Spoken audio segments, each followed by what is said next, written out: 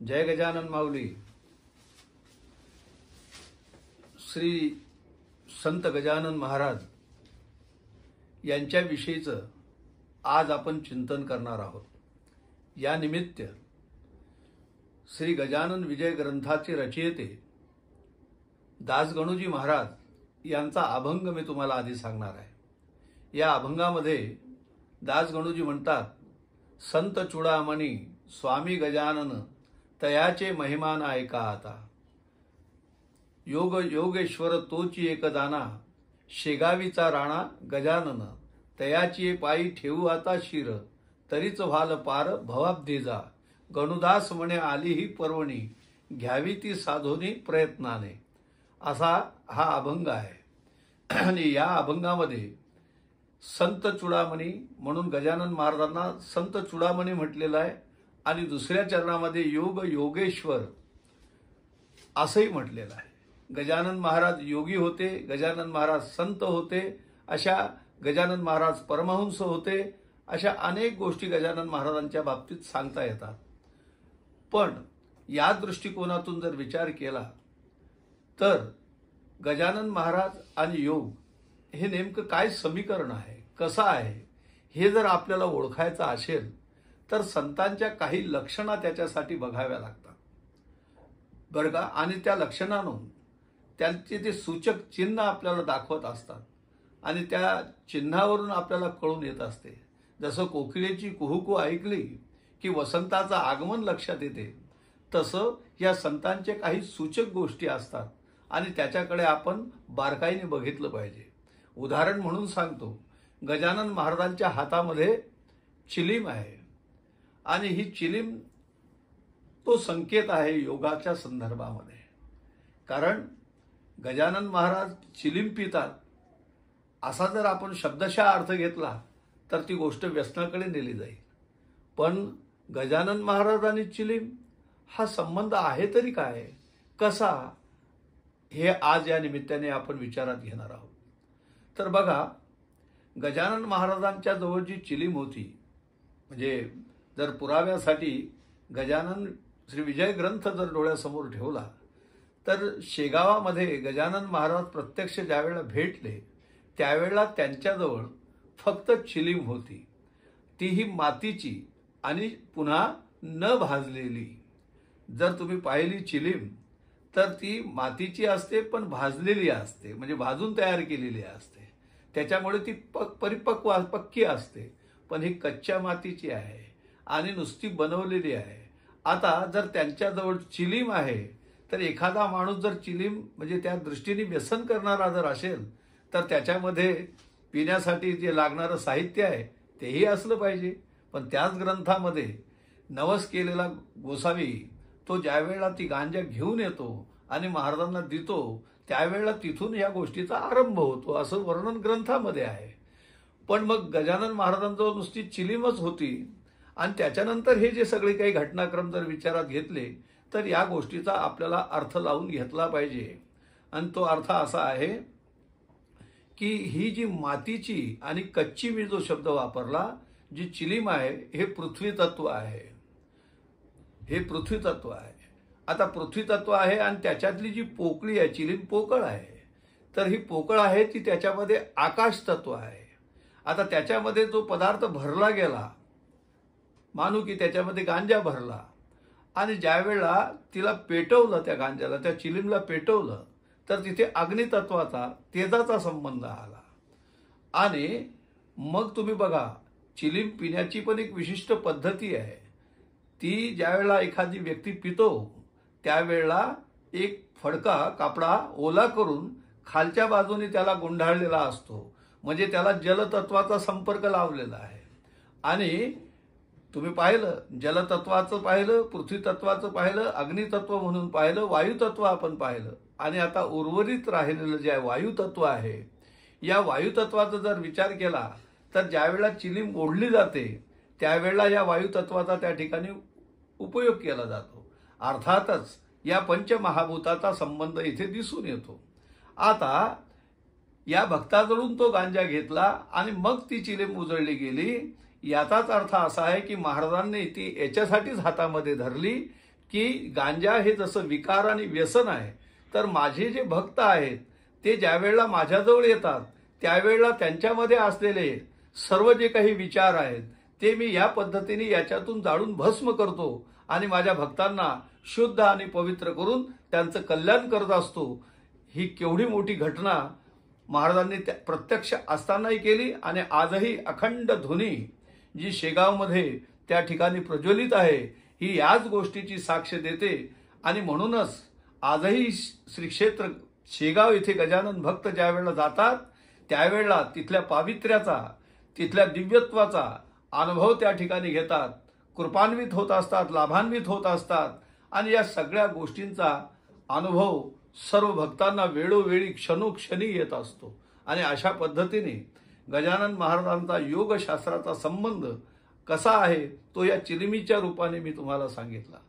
हेच पंचमहाभूत जिथे एकत्र आलेत तेच पंचमहाभूत म्हणजे आमचं शरीर आहे। पंचमहाभूत 7 5 3 दशकांचा मेळा, एक तत्व कळा दावी हरी, या सूत्राप्रमाणे पंचमहाभूतांचं बनलेलं हे शरीर आहे। याच्यामध्ये हे जे षडविकार आहे तोच कोणी भरलेला गांजा आहे आणि हे शरीर जे मला प्राप्त आहे तर हे जाळून भस्म करणे हाच त्याचा उपाय आहे। या वासनेचा क्षय झाल्याशिवाय त्या नष्ट झाल्याशिवाय आणि या जीवाचा कल्याण किंवा त्याचा उद्धार होणे शक्य नाही। म्हणून एक प्रमाण या ठिकाणी आहे, संत चरण रज लागता सहज, वासनेचे बीज जळून जाय आणि मग राम नामे उपजे आवडी, सुख घडोघडी वाढू लागे। म्हणून या ठिकाणी हे जी जाळण्याची ही जी की क्रिया मी तुम्हाला सांगितली ही याच दृष्टीने केवळ त्याच्यातून विकारच जळतात असं नाही, वासनाही नष्ट होतात आहे आणि तिथे मग त्या भक्ताच्या अंतःकरणामध्ये मग राम नामे उपजे आवडी। म्हणून तुम्ही पाहाल आतमध्ये खाली गेल्यानंतर समाधीचं दर्शन घेतल्यावर ज्यावेळेला आपण वर येतो त्यावेळेला तिथे कोणाचं मंदिर आहे? प्रभू रामाचं आहे। मग राम नामे उपजी आवडी, रामाचं दर्शन त्या ठिकाणी होते आणि मग तो जो काही भक्त तिथे आलेला आहे सुख घडोघडी वाढू लागे, त्याच्या सुखामध्ये वृद्धी होत राहते आणि शेगावची केलेली वारी किंवा घेतलेलं महाराजांचं दर्शन हे भक्तांना परिपूर्ण आनंद अशा पद्धतीने देते। म्हणून एकाच वेळेला ज्यावेळेला शेगावीचा राणा गजानन म्हणून ते ज्यावेळेला एक योगी होते त्याच वेळेला ते संत चूडामणी सुद्धा होते। म्हणून तिथेच त्याच चरणाची चरण रज लागता सहज, तेच चरण लागले, त्या चरणाची रज विभूती भस्म तिथली माती जरी कपाळाला लागली तरी या सगळ्या गोष्टी आपल्या आपमध्ये अशा पद्धतीने होत असतात। जाता जाता तुम्हाला आणखीन एक गोष्ट आवर्जून मी गजानन महाराजांच्या संदर्भात सांगून जाईल की गजानन महाराजांचा जो एक त्यांचं आवडतं भजन होतं ते जे सतत म्हणायचे, गण गण गणात बोते, कोणी गिण गिण गणात बोते म्हणते, कोणी गणी गण गणात बोते, याच्यातला नक्की कोणता हे आहे मला माहित नाही, पण मला ते जरी तसं माहित नसलं तरी त्याच्यातून त्यांना काय सांगायचं होतं किंवा ह्या महावाक्याचा नेमका काय आशय होता तो मात्र मी चिंतनात घेतला आणि त्याच्यावर मी विचार केला। त्यावेळेला माझ्या असं लक्षात आलं की गणगणात हा जो आत्मा आहे हा या जसा शरीरामध्ये विद्यमान आहे आणि त्याच्यामुळे हे शरीर जसं चैतन्यमय आहे तसं हा आत्मा जसा हा शरीरात आहे म्हणून शरीर चैतन्यमय आहे तसं या विश्वात मध्ये तो परमात्मा ओतप्रोत भरलेला आहे म्हणून त्या दृष्टीने आपल्याला ते चैतन्य त्या ठिकाणी दिसून येते। म्हणून जो एखाद्याच्या ठिकाणी आत्मस्वरूपाने पाहावा त्याला विश्वात परमात्म स्वरूपाने पाहावा, हा महाबोध गजानन महाराजांनी या महामंत्रातून आपल्या भक्तांना करून दिलेला आहे। आणि म्हणून या दृष्टिकोनातून हे भजन प्रिय सद्गुरु ते, हे भजन किंवा हे जर कोणी म्हणते तर त्या ठिकाणी त्याला महाराजांची कृपा त्या ठिकाणी प्राप्त होते, हा त्याच्या मागचा आशय आहे। म्हणून गडे हो, संतांच्या ठिकाणी दर्शनाला जात असताना किंवा त्यांचं दिव्य चरित्र तुम्ही बघाल 21 अध्यायाचा हा ग्रंथ आणि त्याच्यामध्ये अनेक महाराजांच्या लीला त्यांनी केलेल्या कृपा यांचं पानोपानी अक्षर अक्षरामध्ये वर्णन केलं गेलेलं आहे। मी कोणकोणत्या गोष्टीचा उल्लेख करू, काय हे सांगू का ते सांगू, अशा पद्धतीचा सगळा माझ्या अंतःकरणामध्ये एक उचंबळून आलेला भाव आहे। पण मी या ठिकाणी एवढंच म्हणेल की जिथे पशुपक्षी असतील, प्राणी असतील, ही सृष्टी असेल, ज्यांच्या आज्ञेचं पालन करते, तिथे आम्ही भक्तांनी सुद्धा बस इतकंच जरी केलं, त्यांनी सांगून दिलेल्या वचनांचा, त्यांनी केलेल्या आज्ञांचा जर आपण पालन केलं, तर जसा घोडा अद्वाड घोडा सुद्धा तो वठणीवर येतो, श्वान, कावळे, किती उदाहरणं त्याच्यामध्ये आहेत. तो ह्या सगळ्यांवरती जर महाराजांची एवढी हुकमत आणि कृपा आहे, तर मग मात्र माझ्या आतमध्ये असलेले हे विकार आणि हे मला काय त्रास देणार आहे, त्यांचं क्षमन व्हायला क्षणाचाही वेळ लागणार नाही. मात्र त्याच्यासाठी हे सगळे जसे महाराजांच्या श्रीचरणाशी तो घोडा लागला, तसे आमच्या सगळ्या इंद्रियांचे घोडे महाराजांच्या चरणाशी लागावे आणि हे द्वार शांत व्हावे, आणि जेणेकरून आमच्या मुखामध्ये गजाननाचा हा महामंत्र यावा. आणि असं जर झालं तर मला वाटते की निश्चितच आमच्यावरती गजाननाची कृपा झाल्याशिवाय राहणार नाही. आम्ही खूप भाग्यवान आहोत की अशा पद्धतीची गजाननाची कृपा आम्हाला प्राप्त झाली. आणि मी स्वतःला असं यासाठी म्हटलं की मी श्री समर्थ सद्गुरू माधवनाथ महाराजांच्या परंपरेचा शिष्य आहे. आणि या परंपरेमध्ये तुम्ही जर गजानन विजय ग्रंथ जर वाचला, तर त्याच्यामध्ये माधवनाथ महाराजांचा सुद्धा विड्याच्या संदर्भात उल्लेख सापडतो. भोजन साथे हुआ विडा यही पर रहा, असा उल्लेख त्या ठिकाणी येतो. गजानन महाराज, माधवनाथ महाराज हे समकालीन संत होते.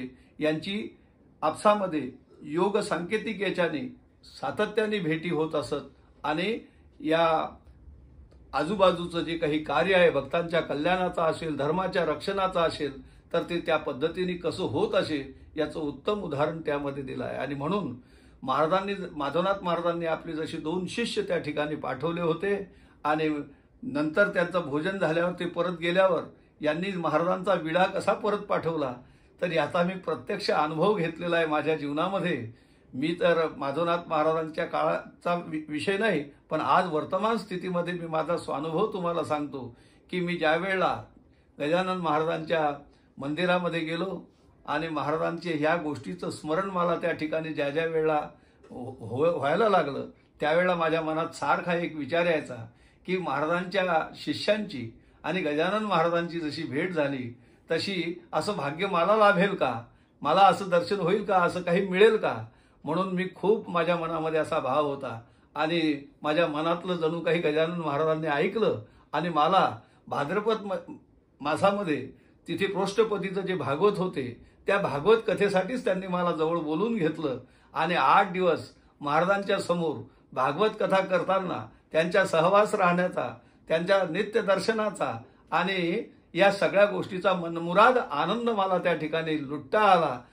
ह्याच प्रकाराने मी मला स्वतःला भाग्यवान म्हटलं की ही गजानन महाराजांची निस्सीम कृपा या निमित्ताने मला सुद्धा या ठिकाणी लाभलेली आहे. अशीच निस्सीम कृपा सकल गजानन भक्तांना प्राप्त हो आणि सर्वांना महाराजांचे आशीर्वाद मिळो, हीच प्रार्थना गजानन महाराजांच्या चरणविंदावर करत या ठिकाणी मी थांबतो. जय गजानन.